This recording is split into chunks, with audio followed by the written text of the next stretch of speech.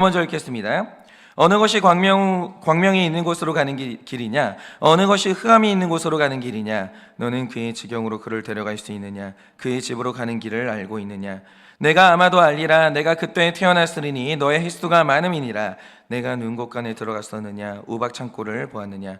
내가 환난 때와 교정과 전쟁의 날을 위하여 이것을 남겨두었노라. 광명이 어느 길로 뻗치며 동풍이 어느 길로 땅에 흩어지느냐? 누가 홍수를 위하여 물길을 터주었으며 우리와 번개의 길을 내어 주었느냐? 누가 사람 없는 땅에 사람 없는 광야에 비를 내리며 황무하고 황폐한 토지를 흡족하게 하여 연한 풀이 돋아나게 하였느냐? 비에게 아비가 있느냐? 이슬방울은 누가 낳았느냐? 얼음은 누구의 태에서 나느냐? 공중의 서리는 누가 낳았느냐? 물은 돌같이 굳어지고 깊은 바다의 수면은 얼어붙느니라.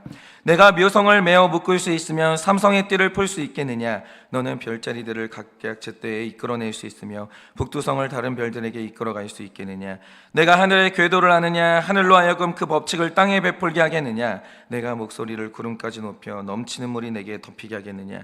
내가 번개를 보내어 가게 하되 번개가 내게 우리가 여기 있나이다 하게 하겠느냐? 가슴속에 지혜는 누가 준 것이냐? 수탉에게 슬기를 준 자가 누구냐?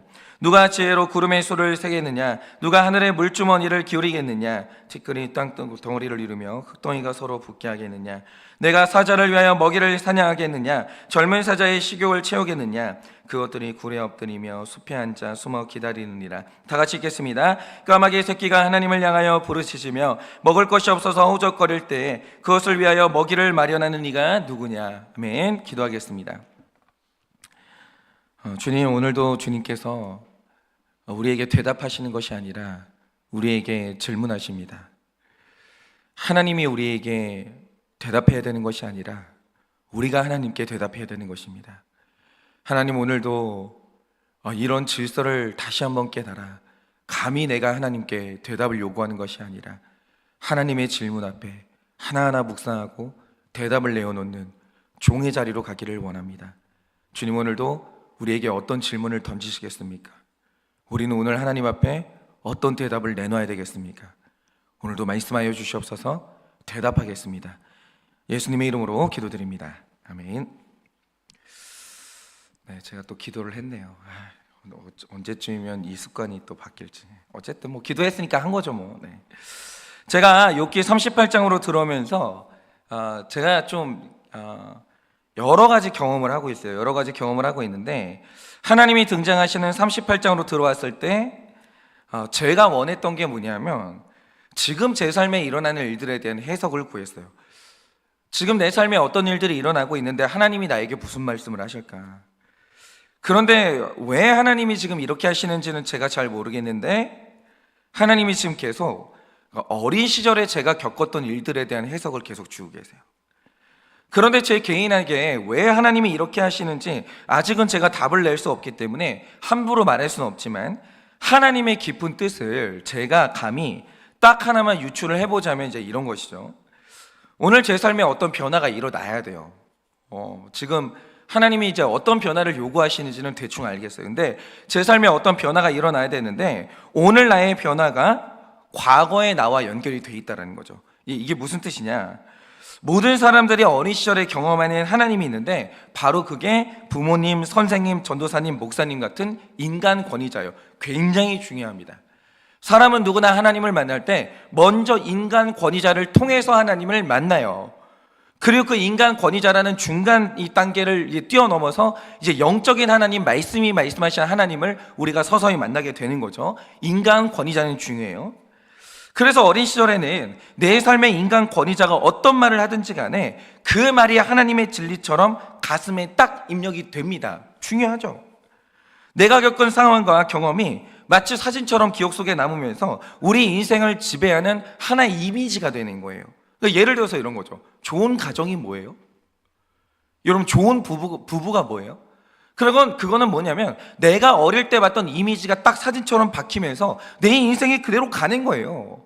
예를 들어서 어머니, 아버지가 어릴 때 대화를 많이 한 분이었다. 부부는 이런 거구나. 머릿속에 딱 박히면서 대화를 많이 하는 쪽으로 가려고 해요. 그런데 어릴 때 내가 봤던 어머니, 아버지가 대화가 일절 없어요. 그냥 어머니는 어머니 일하고 아빠는 아빠 일을 해요. 그게 또 머릿속에 박히는 거예요. 그래서 그는 또 살아가면서 뭐 그렇게 대화가 많지 않은 부부로 살아가게 되는 거죠. 어릴 때 우리가 겪은 일들은 하나의 진리처럼 머리와 가슴 속에 남는 거예요. 그런데 우리가 어린 시절에 들은 말과 겪은 상황들은요, 그게 성경적일 수도 있지만 아닌 것도 있어요. 그래서 한 사람의 택자가 성화의 길을 걸어갈 때 점점 하나님의 본체를 만나게 되고 말씀을 내가 깊이 들어가게 될 때 불가피하게 일어난 일이 뭐냐면 내 속에서 인간이 세웠던 질서와 하나님이 세운 질서가 한 번은 격렬하게 부딪히는 날이 오는 거예요. 그러니까 제 아버지가 저에게 많은 진리를 알려주셨어요. 그런데 아버지도 이제 인간적인 분은 있었던 거죠. 그래서 이 아버지가 말씀하셨던 게 뭐냐면 관계의 질서 안에서 부모하고 자녀 관계가 1순위야. 효도가 1순위라는 거예요. 그 다음에 이제 부부 관계는 한 4순위쯤 되는 거죠.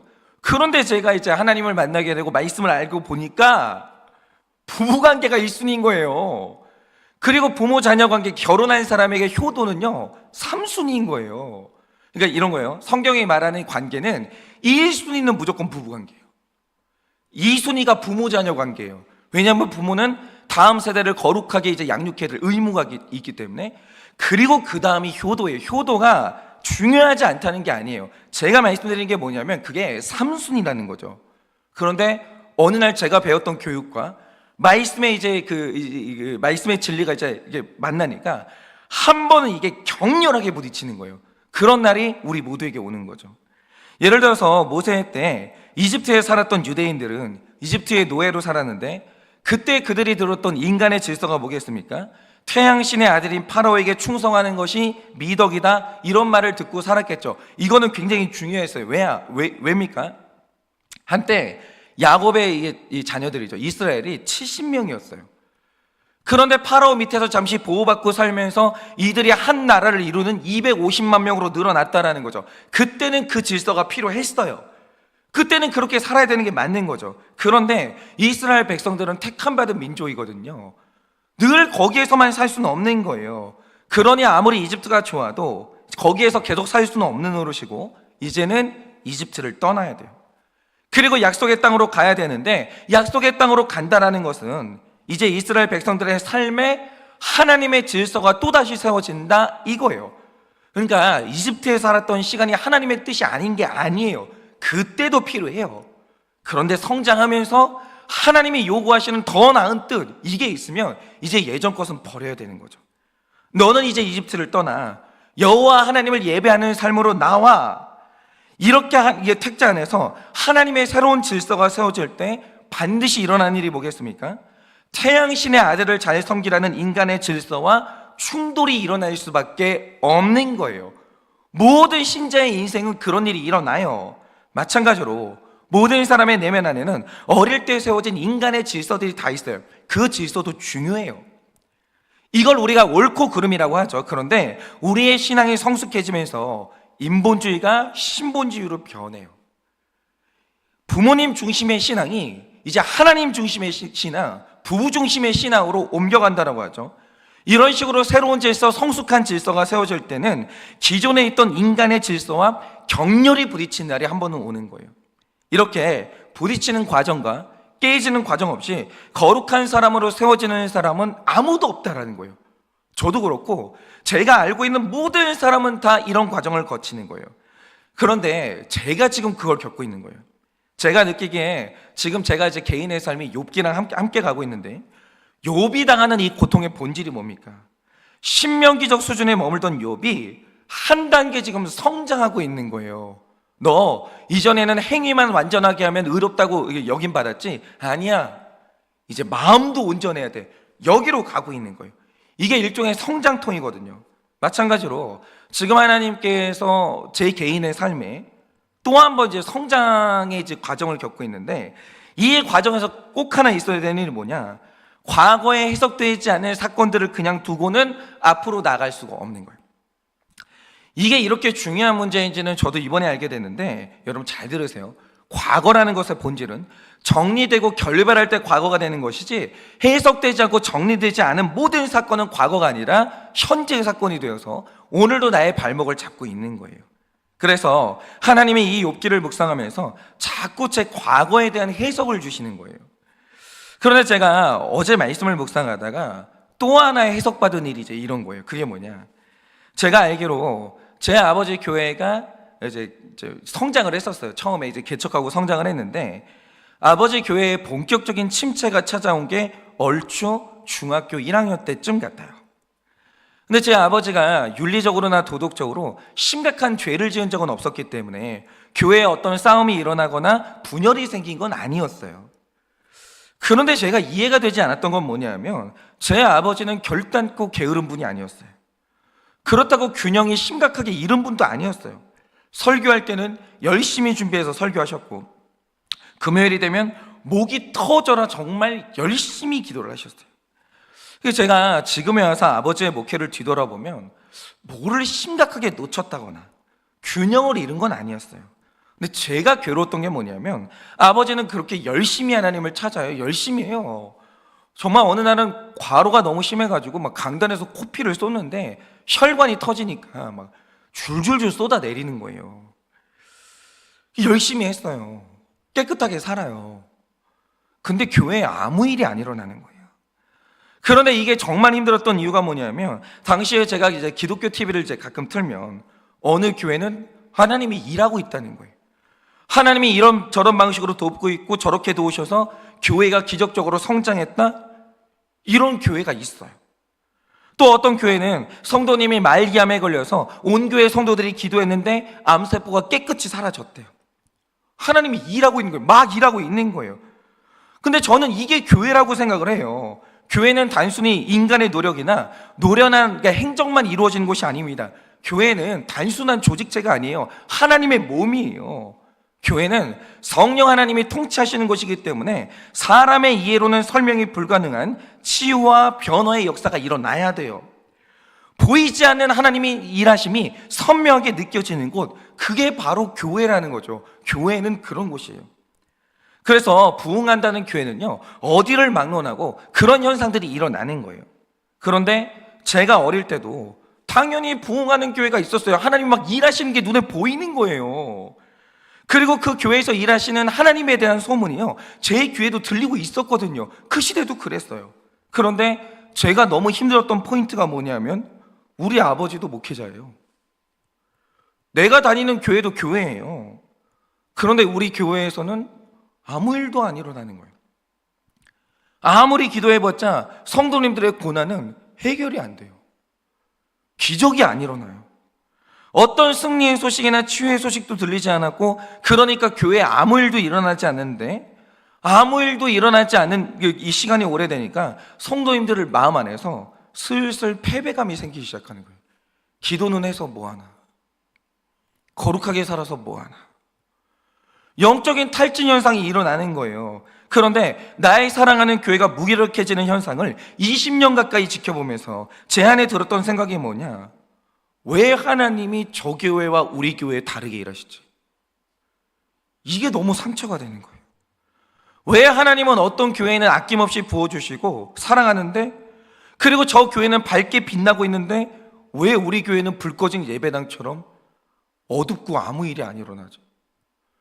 정말 하나님의 일하심을 간구했거든요. 제가 중학교 때부터 갈망했어요. 하나님의 일하심을. 근데 아무 일이 안 일어나는 거예요. 이게 도무지 이해가 안 되는 거예요. 그러니까 니네 교회랑 우리 교회가 똑같이 그런다, 상처 안 받죠. 그냥 이유가 뭔지를 찾겠죠. 그런데 저 교회에서 일하시는 하나님이 우리 교회에서는 일하지를 않는 거예요. 저 교회는 막 밝게 빛나고 막 뭐가 불타오르고 있는데 우리 교회는 불이 서서히 꺼져가고 있는 거예요. 이게 너무 상처가 되는 거예요. 그런데 이걸 우리 개인의 삶에 적용을 해보면 어떤 가정은 남편이 변했다, 자녀가 변했다, 할렐루야, 기도하면 이런 일들이 일어납니다. 막 간증을 해요. 사실이죠. 사실이에요. 정말 그래요. 그런데 어떤 분들은 정말 오랫동안 인내 가운데 가정을 섬겼고 교회를 섬기는데 내 삶에, 우리 가정에는 아무 변화가 안 일어나는 거예요. 그러면 고난이 길어질 때 그때 드는 생각이 뭐냐, 하나님이 우리 가정은 버렸나? 왜 저 가정에서는 저렇게 일하시는 하나님이 우리 가정에서는 일하지 않나? 내가 무슨 죄를 지었나? 우리 가정에 나를 위해 기도해주는 이 조상님들이 없어서 그러나? 이렇게 하나님의 부재에 대해서 상처받을 수가 있다는 거죠. 그런데 제가 어제 말씀을 묵상하는데 하나님이 그걸 깨버리시는 거예요. 그리고 하나님이 저에게 또 다른 해석을 주시는 거예요. 그게 뭐냐? 자, 여러분이 19절 말씀을 보시면 광명과 흑암이 나와요. 이게 정말 중요해요. 여기서 이제 광명과 흑암의 히브리어가 오르와 호셰크거든요. 오르가 광명이고 호셰크가 흑암이에요. 그러나 이 용어의 해석이 진짜 어려운 이유가 뭐냐면 지금 우리 현실에 존재하는 물리적인 빛과 어둠이 뭡니까? 태양빛이 땅에 닿을 때 빛이 있는 것이고 우리가 태양을 등지고 있을 때는 어둠이 오는 것이죠. 그러니까 태양으로부터 발산되는 게 빛이라는 거예요. 그런데 19절에 나오는 광명과 흑암은 물리적인 빛과 어둠의 개념이 아니라는 거예요. 그 증거가 뭐냐? 하나님이 해와 달과 별을 지으신 날이 몇째 날이에요? 넷째 날이에요. 그럼 이제 해가 생기고 난 다음부터 빛이 있어야 되는 거잖아요. 그런데 오늘 말씀에 나오는 광명, 이 오르, 이건 언제 만드셨냐? 태양이 존재하기 전인 첫째 날에 만드셨어요.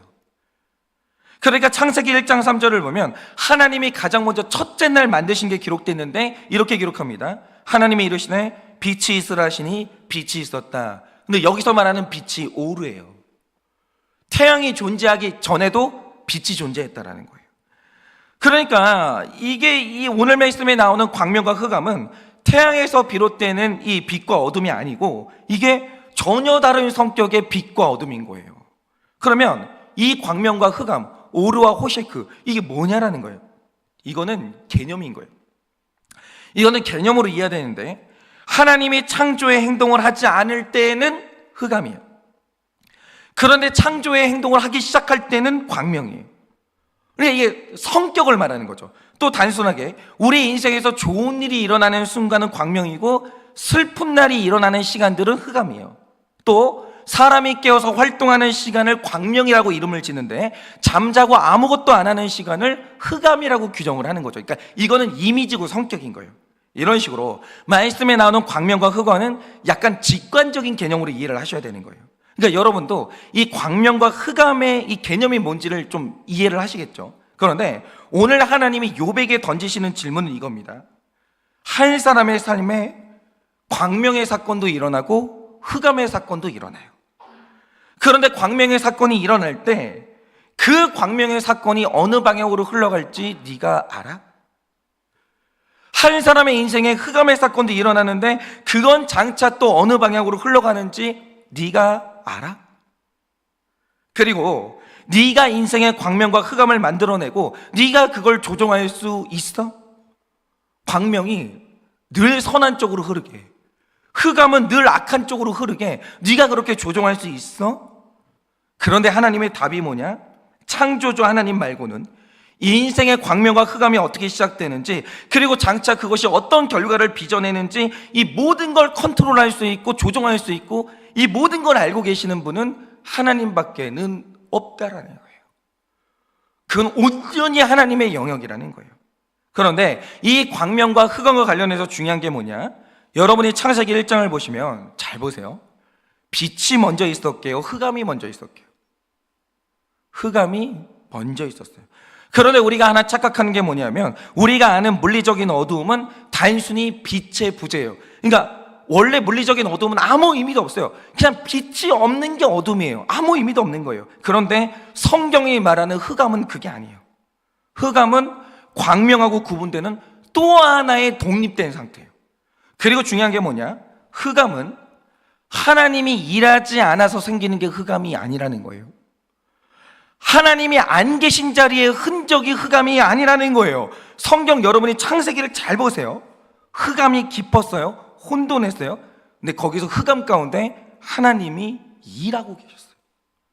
수면 위에 하나님이 운행하고 계셨어요. 하나님이 열심히 일하고 계시는 결과가 뭐였냐? 그게 흑암이었다라는 거예요. 그러다가 하나님이 말씀하시길 빛이 있으라 하시니 그 다음에 빛이 있었는데 이 말이 의미하는 신비가 뭐냐? 흑암으로 일하심이 없이는 빛도 없다라는 거예요. 이건 전혀 다른 거예요. 그러니까 이런 거예요. 흑암도 하나님이 일하시는 현상이 흑암이고 광명도 하나님이 일하시는 똑같은 현상이 광명이라는 거예요. 하나님은 흑암 중에도 일하시고 광명 중에도 일하시는 거예요. 그런데 우리의 오늘 심각한 오해가 뭐냐? 광명은 하나님이 일하시는 시간인데 흑암은 하나님의 은혜가 끊어지고 일하기를 멈춰서 생기는 이 현상이 흑암이다, 이렇게 착각하는 거예요. 그렇지 않다라는 거예요. 여러분, 광명도 흑암도 전부 다 하나님이 열심히 일하시는 시간이고 하나님이 이 시간을 통해서 일하시는 게 있는 거예요. 예를 들어서 출애굽기 14장을 보면 아주 재미있는 기록이 있는데, 이스라엘 백성이 애굽을 탈출하다가 홍해를 만나게 돼요. 앞이 막힌 상태인데 갑자기 뒤에서 애굽의 병거가 쫓아오기 시작하는 거예요. 그러자 이스라엘 백성을 보호하던 구름 기둥이 애굽과 이스라엘 사이를 막아버립니다. 그리고 더 이상 애굽의 군대가 이스라엘 백성을 치지 못하도록 막아서요. 그런데 그때 일어났던 일이 뭐냐? 출애굽기 14장 20절에 이런 기록이 있습니다. 자, 구름 기둥을 사이에 두고 홍해 쪽에는 이스라엘 백성들이 있어요. 그리고 그 반대편에는 애굽의 군대가 있어요. 그런데 이스라엘 백성 쪽에는 밝음이 있었어요. 이게 오르예요. 히브리어를 보면 거기에 하나님의 밝음이 있었어요. 그런데 애굽의 군대 쪽에는 흑암, 호셰크가 있었다라고 해요. 창세기에 나오는 흑암과 이 광명이 바로 거기에 그 순간 있었어요. 그런데 여기에서 이스라엘 위에 있었던 밝음이 오르고 그 애굽의 군대 쪽에 있었던 흑암이 호셰크인데, 그러면 보세요. 이스라엘 백성들 쪽에 밝음이 있었던 이유는 당연히 하나님이 일하셨기 때문이에요. 하나님이 일하시고 있는 거죠. 그런데 그러니까 하나님이 일하시니까 홍해가 갈라진 거죠. 그런데 애굽의 군대 쪽은 흑암이 덮고 있었어요. 그럼 이 흑암이 뭡니까? 여기에는 하나님이 일하지 않으니까 흑암이 있었어요. 그게 아니에요. 이스라엘 백성들 쪽에 하나님께서 일하셨는데 홍해를 가르시고 거기를 지나게 하시고 자유를 주셨어요. 반대쪽에 흑암이 있었는데 거기서도 일하고 계셨는데 뭘 일하고 계셨냐? 악을 누르고 계셨어요. 이게 동시에 일어나니까 구원이 되는 거예요. 하나님이 흑암을 통해서 악을 눌렀고 그 다음에 오르, 광명을 통해서 이스라엘 백성들의 앞길을 여시니까 이스라엘 백성들이 자유를 얻는 거예요. 이게 흑암과 자유가 광명이 동시에 있어야 되는 거예요. 광명은 있는데 흑암이 없다. 나는 광명으로 나아가고 싶은데 하나님의 악을 누르는 하나님의 흑암에 힘이 없다. 그러면 구원이 일어날 수가 없는 거예요. 이게 동시에 있어야 되는 거예요.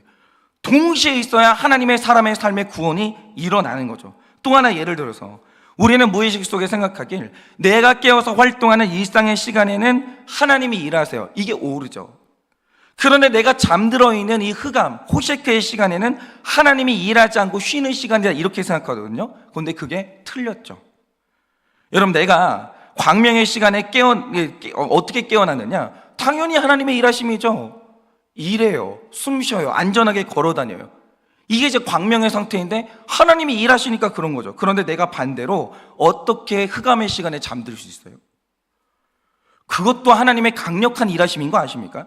그러니까 어린애들이 착각하는 게 뭐냐면 누우면 자는 건 어릴 때나 일어난 일이고요. 사람이 나이 들면 들수록 제일 힘든 게 뭔 줄 아세요? 밤에 잠자는 거예요. 잠드는 게 얼마나 어려운 줄 알아요? 그거 의지로 되는 일이 아니에요. 어떤 사람은 잠 좀 자보려고 약을 먹어요. 잠드는 게 얼마나 어려운데. 그래서 성경이 말하는 게 뭡니까? 사람이 잘 잔다는 것은 하나님의 사랑이 부어진 결과가 잠이라고 말해요. 하나님이 그 사랑하시는 자에게 잠을 주시는도다, 잠언서가 그렇게 말하죠. 그러니까 보세요. 흑암 가운데 하나님이 강력하게 이러면 잠들어요. 근데 이 잠드는 흑암이 있어야 사람이 오루 깨어나서 활발하게 일할 수 있는 거예요. 여러분, 흑암과 광명은 따로 떼어진 시간이 아니에요. 이게 둘 다 하나님이 강력하게 일하시는 시간이에요. 흑암도 있어야 되고 광명도 있어야 되는 거예요. 이거 없으면 한 사람이 온전해질 수가 없는 거예요. 흑암도 하나님이 열심히 일하시는 시간이에요. 광명도 하나님이 열심히 일하시는 시간이에요. 다시 말해 그런 거죠. 그런데 이 욥이 잘못 해석하는 게 뭐냐? 그가 인생에서 한때 광명의 시간을 누린 적이 있었어요. 야, 하나님이 일하시는구나, 하나님이 나를 사랑하시는구나, 이래요. 그런데 어느 날 호셰크, 그의 인생에 흑암이 찾아왔어요. 그러니까 욥이 하는 말이 뭐냐? 하나님이 나를 버렸구나, 하나님이 일을 하지 않으시는구나, 하나님이 나를 사랑하지 않는구나. 흑암을 이런 식으로 해석해버리는 거예요. 그런데 너무 기가 막힌 게 뭐냐? 욥기의 마지막 장에 가면 흑암을 통과한 뒤, 잘 들으세요, 오르 가운데 계속 있으니까, 광명 가운데 있으니까 2배의 축복을 받는 게 아니에요. 흑암을 통과하고 나니까 2배의 축복을 받는 거예요. 왜 이걸 모르냐 이거죠. 여러분, 언제 하나님이 흑암 가운데 일을 안 했어요? 여러분, 제가 한 번은 되게 그 충격적인 깨달음이 하나 있었는데, 욥하고 친구들이 막 대화를 해요. 근데 이거는 욥의 입장에서 기록된 것도 아니고 친구들의 입장에서 기록된 것도 아니에요.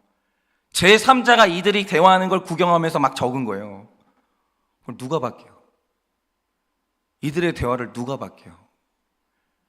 이들이 대화하는 날 동안, 그 긴 시간 동안 한마디도 놓치지 않고 귀 기울이고 듣고 있었던 분이 누구냐? 하나님이에요. 하나님이 욥의 곁을 떠난 적이 없어요. 단 한 번도 떠난 적이 없어요. 욥이 흑암 가운데 있을 때 하나님이 열심히 일하고 있었어요. 열심히. 그런데 이 흑암을 통과하고 나니까 욥이 하나님 앞에 2배의 축복을 받아요. 그런데 그렇게 되는 이유가 뭐냐? 욥이 겪는 이 인생의 흑암이 하나님이 여전히 일하시는 시간이기 때문이에요. 그 시간도 하나님의 뜻과 하나님의 섭리와 하나님의 사랑이 지속적으로 부어졌던 시간이기 때문이에요. 그러나 하나님이 일하시는 양상이 틀릴 뿐이죠. 그러니까 여기에서 2배의 축복이라는 건 그가 흑암을 통해 일하시는 하나님을 경험하면서 비로소 하나님을 진실로 사랑하는 그 마음, 하나님이 주시는 소떼를 사랑하는 게 아니라, 하나님이 주시는 자녀를 사랑하는 게 아니라 그 모든 것을 주시는 하나님을 사랑하는 그 마음을 얻게 되고 영원한 천국을 소유하게 됐다, 그 뜻이에요. 그거는 흑암밖에는 못해요. 여러분 생각을 해보세요. 내가 여전히 소떼와 양떼와 그리고 넓은 집과 그리고 이 수많은 이게 자녀들에게 둘러싸여 있는데 내 이 사랑이 하나님을 향한 것인지 아니면 물질 사랑하는 건지 그걸 어떻게 구분할 거예요? 구분이 안 되는 거예요. 분별이 안 되는 거예요. 그건 한번 이 모든 것과 결별하는 흑암의 시간이 와야 내가 하나님을 만나게 되는 거예요. 하나님이 이 모든 것의 근원이었구나, 이걸 깨닫는 방법은 흑암이 오는 거 말고는 방법이 없다는 거예요. 제가 지난 주일에 정말 너무 기가 막힌 고백을 하나 들었는데, 저희 교회 성도님의 남동생 분이 계세요. 그 남동생 분이 지난주에 처음으로 저희 교회를 방문해 주셨어요. 그런데 이제 남동생 분의 가족을 보니까 완벽한 가정이에요. 남편이 있죠, 아내가 있어요. 그리고 그 나이 때 한 얘가 한 4살인가 3살 되는 것 같은데, 그 나이 때 애들은 왜 그렇게 공주 옷을 좋아하는지 모르겠어요. 파란 공주 옷을 입고 왔는데 너무너무 예쁜 거예요. 진짜 완벽한 가정이죠. 완벽한 가정. 그런데 이제 방문해 준 그 가정의 이제 사연을 듣고 제가 깜짝 놀랐어요. 왜 그러냐면 현재 그 아내분의 머리에 종양이 생겼어요. 근데 수술하기에 너무 까다로운 위치인 거예요. 우리 인생이 늘 그렇기는 하지만, 그래서 지금은 더욱더 하나님의 은혜 없이는 살 수가 없는 시기가 왔기 때문에 이 아내분이, 이 가정의 아내분이 지금 흑암을 만나신 거예요. 흑암 가운데로 들어왔어요. 종양이 생겼는데 수술하기 너무 어려운 부위인 거예요. 얼마나 두렵겠어요. 완벽한 흑암이죠. 그런데 우리 성도님이 방문해 주신 그날 설교 내용이 뭐였냐면, 진짜 우리가 분배받아야 될 땅은 세상 땅이 아니라 천국 땅이라고 이 말씀을 나눴거든요. 그런데 너무 이상해요.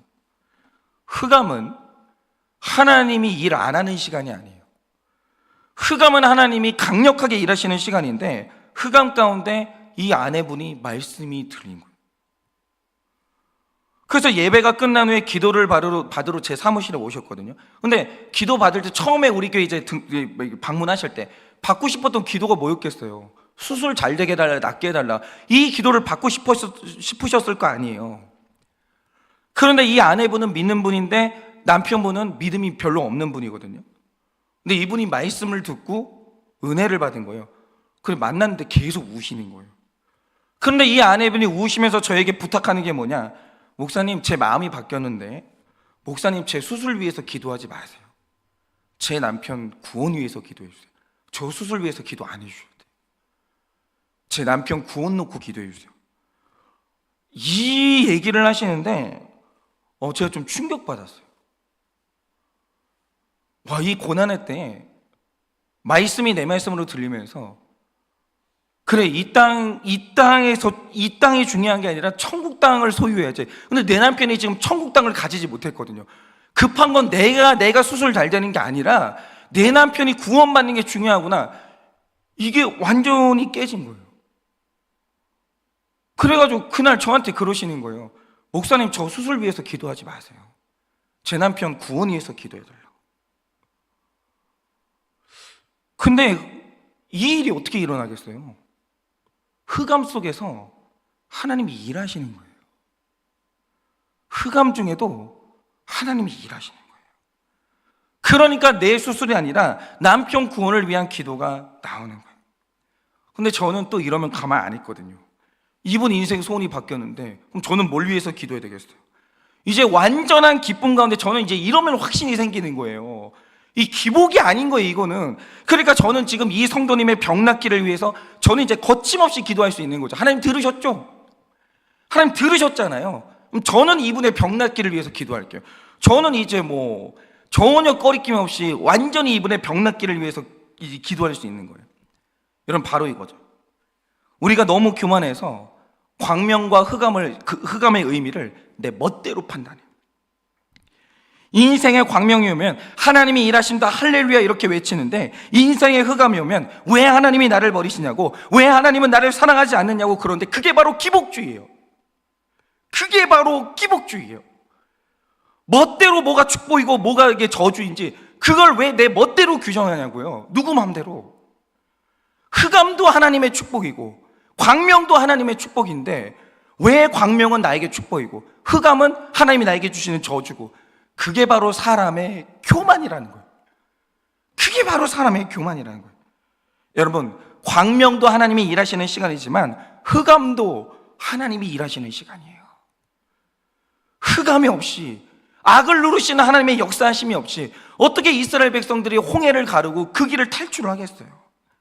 흑암도 하나님이 사랑하신다는 증거예요. 그게 저를 생각해 보면 아버지 교회에 있었던 그 긴 흑암의 시간 속에서 하나님이 일하셨으니까 아들 3명이 목사된 거예요. 그 흑암에 하나님이 일하시지 않는데 어떻게 우리가 목사가 되겠어요? 그러지 않죠. 하나님이 일하지 않는 시간이 흑암이었다면 우린 다 하나님 떠났을 거예요. 여러분, 지금 인생에서 그래요, 오르 가운데 계시는 분들 그것도 하나님의 일하심이에요. 그런데 인생에서 지금 흑암을 만난 분들이 있어요. 되는 게 없어요. 안 돼요. 힘들어요. 그런데 잘 들으세요. 길고 짧은 건 대보라 이거죠. 그 흑암 속에서 하나님이 일하고 계세요. 흑암도 축복이에요. 멋대로 기복주의라는 인간의 질서를 세워놓고 그렇게 판단하지 마시라고요. 여러분, 이제 우리 기복주의 완전히 버려야 돼요. 아니에요. 흑암도 하나님의 사랑이고 흑암 속에서 하나님이 일하고 계세요. 흑암이 없으면 욥의 2배 축복이 없어요. 흑암이 없으면 빛이 없는 거예요. 흑암이 먼저 있어야 되는 거예요. 여러분, 그러니 오늘도 흑암 속에서 일하시는 하나님을 믿으세요. 그리고 그 길을 말씀으로 끝까지 잘 걸어서 오르를 만나고 그리고 2배의 축복을 만나는 여러분들 되시기를 예수님의 이름으로 축원합니다. 이 시간에 제가 기도하고 축도함으로 예배를 마치겠습니다. 기도하겠습니다. 하나님, 오늘도 하나님께서 우리에게 물어보십니다. 광명과 흑암이 어디에서 비롯되는지 네가 아느냐? 이 광명과 흑암이 어디로 흘러가는지 네가 아느냐? 그런데 어떻게 광명은 축복이고 흑암은 저주라고? 광명은 하나님이 일하시는 증거인데 흑암은 하나님이 일하시지 않는 증거라고. 광명은 하나님이 사랑해서 일어나는 일인데 흑암은 하나님이 나를 미워해서 일어나는 일이라고. 어떻게 그렇게 말할 수 있는가? 아니라고. 광명도 내가 일하는 시간이지만 흑암도 내가 일하는 시간이라고. 광명도 내가 너를 사랑하는 증거지만 흑암도 내가 너를 사랑하는 증거라고 하나님이 오늘도 그렇게 우리에게 외치십니다. 주님, 욥처럼 겸손하게 고개를 숙입니다. 하나님, 100% 오르십니다. 제게 광명이 필요하면 광명을 주실 것이고 지금 저에게 흑암이 필요하면 하나님이 흑암을 주실 것입니다. 둘 다 하나님의 사랑입니다. 그러니 나는 오늘 그 하나님의 사랑을 믿고 광명의 길을 보여주시면 그 길 걸어가고, 흑암의 길을 내놓으시면 그 길을 잘 걸어가겠습니다. 그리고 그 길의 끝에서 두 배의 축복을 만나고 자유의 길을 만나고 하나님이 말씀하시는 찬란한 오르의 순간을 만날 것이니 오늘도 잘 믿고 우리 모두가 그 길 걸어갈 수 있도록 은혜를 허락하여 주시옵소서. 지금은 우리 주 예수 그리스도의 은혜와 하나님 아버지의 그 크신 사랑과 성령님의 위로하시고 교통하여 주시는 그 역사하심이 오늘도 나에게 광명을 주시든 흑암을 주시든 그것이 동일한 하나님의 완전한 사랑인 줄 깨달아 나에게 주시는 그 때를 잘 걸어가기를 원하는 사랑하는 모든 주의 종들의 머리 위에 지금으로부터 영원부흥토록 함께 있을지어다. 아멘.